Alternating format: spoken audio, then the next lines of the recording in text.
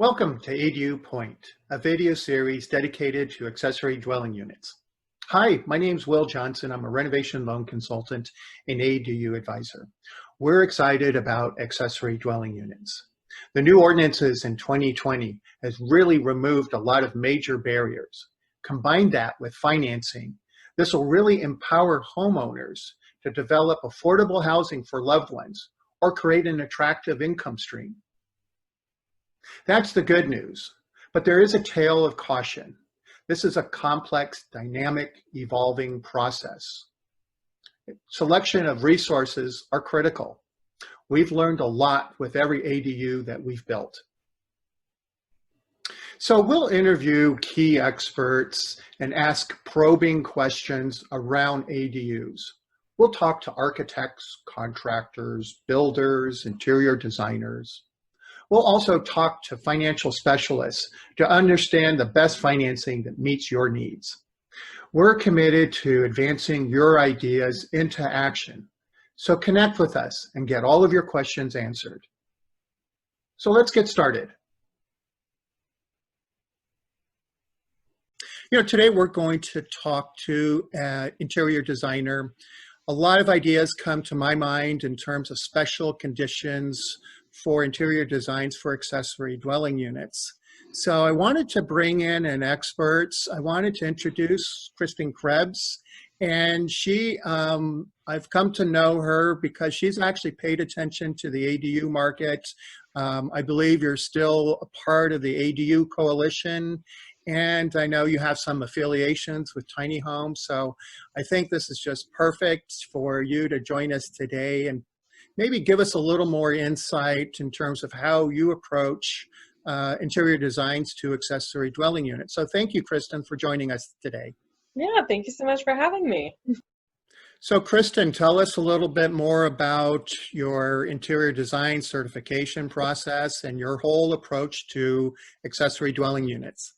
Certainly. So I am a certified interior designer.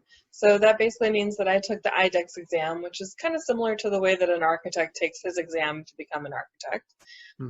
So I have a lot of diverse background in design.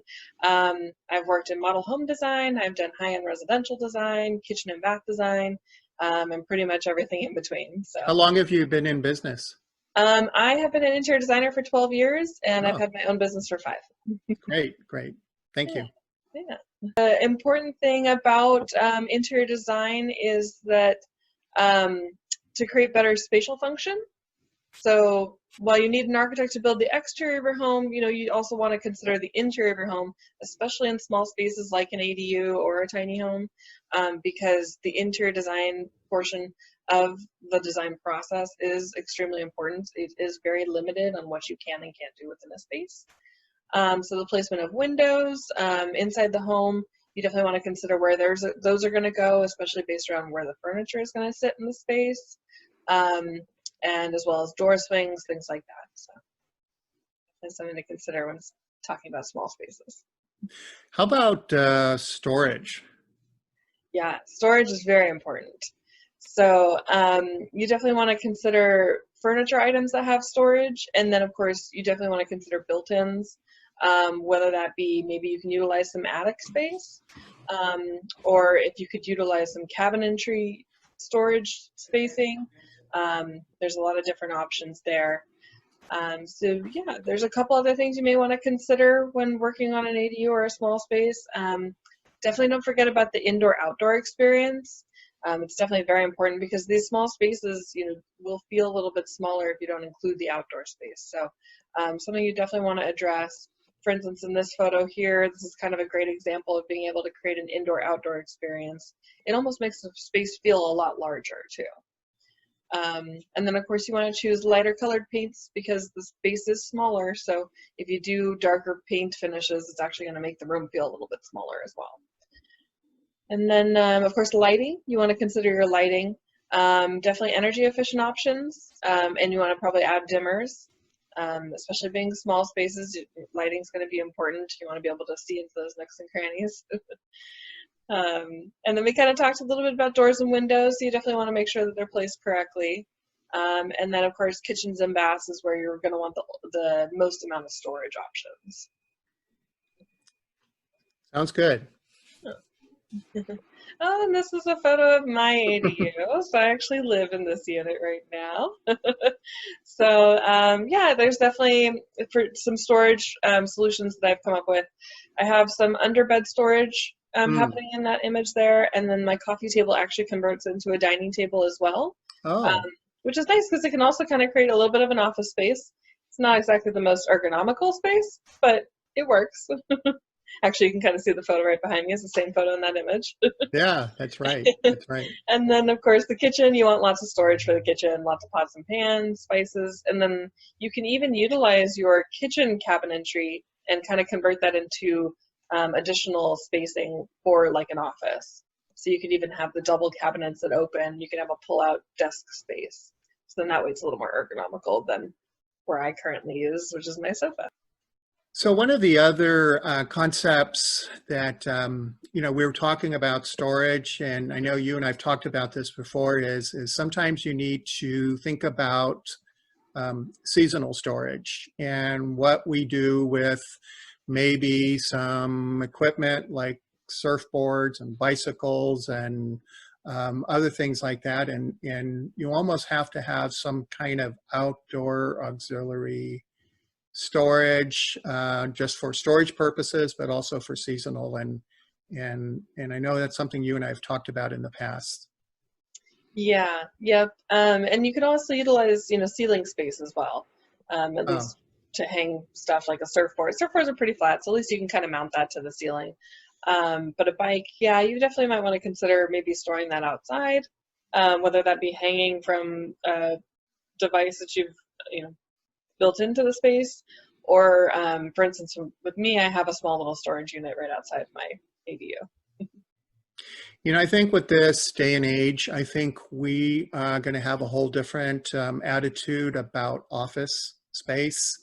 I know me personally, I've had to change because of my longer working hours in my home office. I really had to change the ergonomics. I'm looking at stand-up types of desks now, just because, I'm having back problems with, the ergonomics I have in my office space. And I've had to go back and reevaluate how I approach my office. There's two of us here and we're full-time working at home. And I just don't know if, I think that's probably something we should probably anticipate going forward, is just a whole more serious attitude about office space.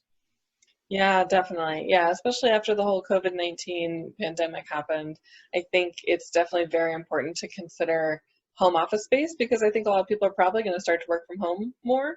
You know, So yeah, definitely either spaces that can convert into other spaces. For instance, like my coffee table converts into my dining table. Furniture that has multifunction like that, but definitely also ergonomics. And the chair is honestly the most important part of an office space. oh, That's where that's where the ergonomics really takes into consideration. That and your keyboard location. You don't want your desk too high yeah, and you don't want it too low. So definitely some things to consider when designing a home office space as well. Yeah. yeah. Well, thanks again, Kristen. What's the best way of getting a hold of you? You can reach out to me through my website. It's kristenkrebsinteriors.com, as you can see right there. And then, Great. of course, I am also on Facebook and Instagram and Pinterest. Oh, good. Great. Okay, well, we have just a couple of more resources for you. I actually manage an ADU Facebook group, and I would really encourage all of you to sign up and join. You'll have access to a lot of professionals. We are beginning to see people really beginning to post questions on the Facebook group. Kristen's a part of it, so she's there ready to answer questions. Share your projects. It's a great place to network. And then secondly, I also manage a lot of resources on my renovation page. So SD203K also has a lot of information about accessory dwelling units. We have stored all of the pre-approved floor plans on there. There's a whole process in helping identify which best financing might suit your needs out there, so we can assist you with that. We have a lot of updates of all of the wonderful ordinances that went into effect in 2020. So feel free to utilize that to get any of your questions answered. And, you know, again, Kristen, thanks so much for your participation today. We look forward to working with you in the future. Thanks again. Yeah, thank you.